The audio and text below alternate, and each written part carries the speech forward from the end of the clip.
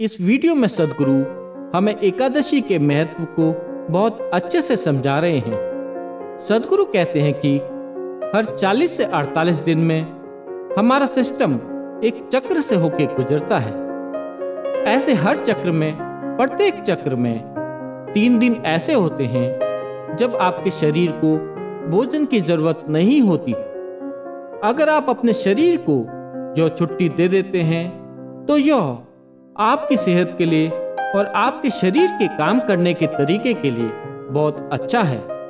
यह आपको अनुभव और जीवन के बिल्कुल अलग आयामों में ले जा सकता है। अगर आप शरीर के इस स्वाभाविक चक्र पर ध्यान दें तो मंडल नाम की एक चीज होती है।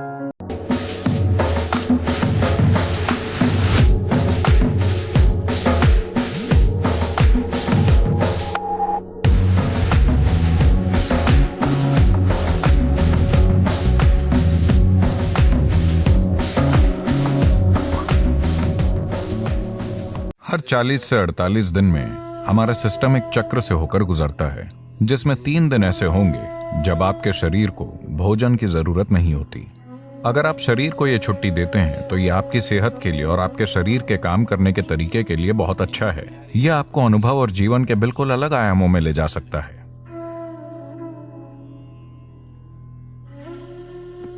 अगर आप शरीर के स्वाभाविक चक्र पर ध्यान दें तो मंडल नाम की एक चीज होती है।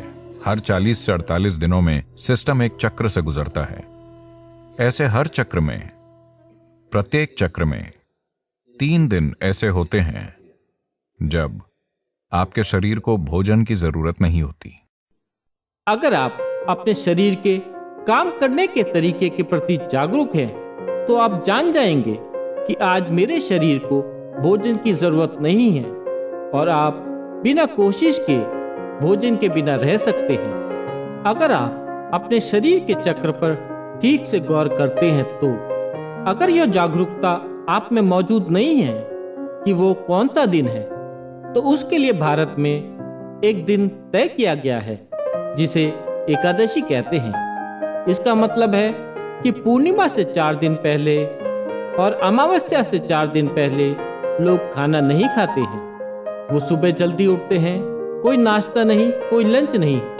सूरज डूबने के बाद ही वे एक बार भोजन करते हैं। इसका उद्देश्य है सिस्टम को अपना तालमेल ठीक करने की अनुमति देना।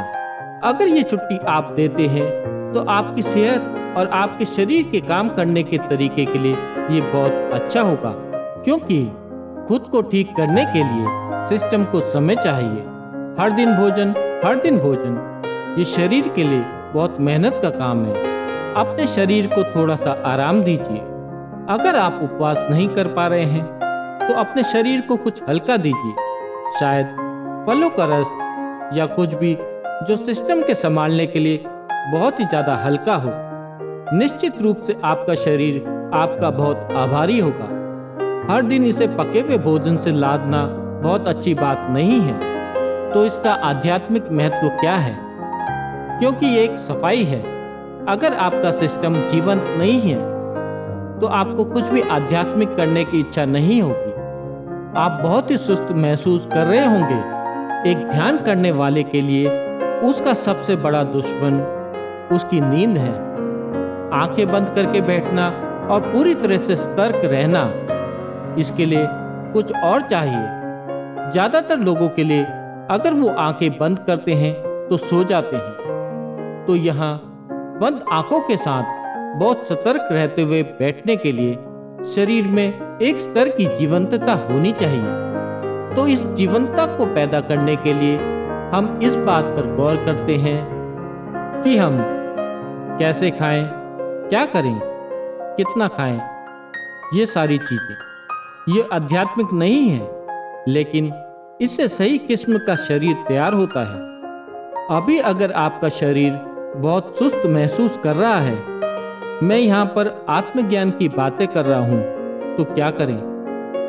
तो इसे जीवन पर सतर्कता रखना और शरीर को दर्द और समस्याओं से मुक्त रखना बहुत महत्वपूर्ण है, क्योंकि तभी आप किसी बड़ी चीज की तलाश कर सकेंगे।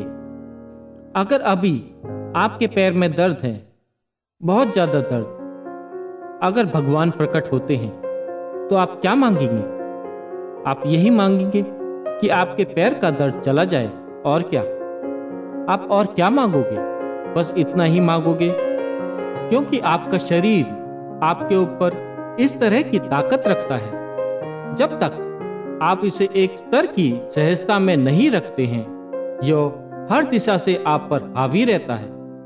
इसके लिए अपने शरीर को बहुत शुद्ध और स्वस्थ रखना महत्वपूर्ण है, वरना शरीर आपके जीवन में हावी हो जाता है, जो आपको कुछ और सोचने ही नहीं देगा। अभी अगर आपके शरीर में वाकई कहीं पे दर्द शुरू हो जाए, आपकी छोटी उंगली में बुरी तरह से दर्द शुरू हो जाए, तो आपकी रुचि किसी भी चीज में नहीं होगी, न भगवान में, न आत्मज्ञान में, न ध्यान में, कुछ भी नहीं। आपकी रुचि बस इसमें है, तो इसमें उस तरह की ताकत है, तो आपको इसे खुश रखना होगा। सिर्फ तभी यह आपको कुछ करने देगा, वरना आपको कुछ नहीं करने देगा। तो इस संदर्भ में बीच बीच में उपवास रखना, शरीर को छुट्टी देना, ताकि वो खुद को ठीक कर सके, अपनी जीवंतता को वापस ला सके, ना कि भोजन के साथ सुस्त बन जाए। यह महत्वपूर्ण है।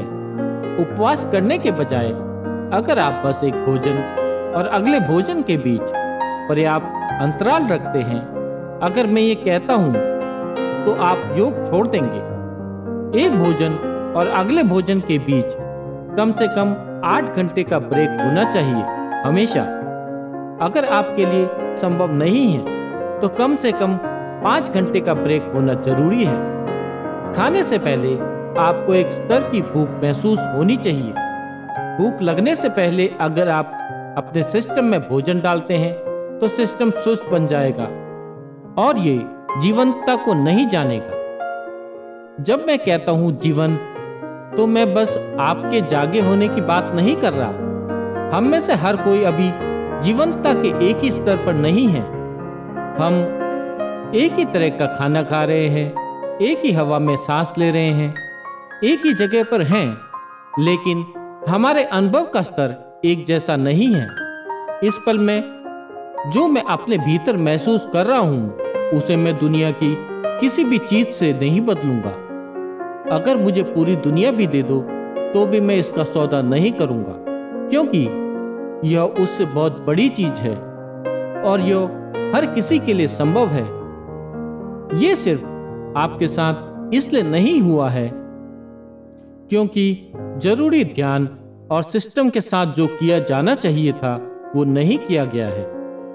तो इंसानी जीवन अलग अलग स्तरों पर कई अलग अलग आयामों में हो सकता है, जो आपको अनुभव और जीने के बिल्कुल अलग आयामों तक ले जा सकती है। तो शरीर को अच्छी तरह से रखना एक बुनियादी जरूरत है। आपको एक महान एथलीट या ऐसा कुछ करने की जरूरत नहीं है, लेकिन इसे बस सहज रखना, ताकि अगर आप यहाँ पर बैठे हैं तो आपको हर समय हिलना डुलना ना पड़े। अगर आप यहाँ बैठे हैं तो आप अगले कुछ घंटों तक सहजता के साथ यहाँ पर बैठे रहें, ना कि एक फटते हुए ब्लैडर के साथ या भूख से तड़पते पेट या यहाँ वहाँ होने वाले दर्द से परेशान हुए बिना। आपको यहाँ पर आराम से बैठे रहना है। बस इतनी सहजता सब में होनी चाहिए।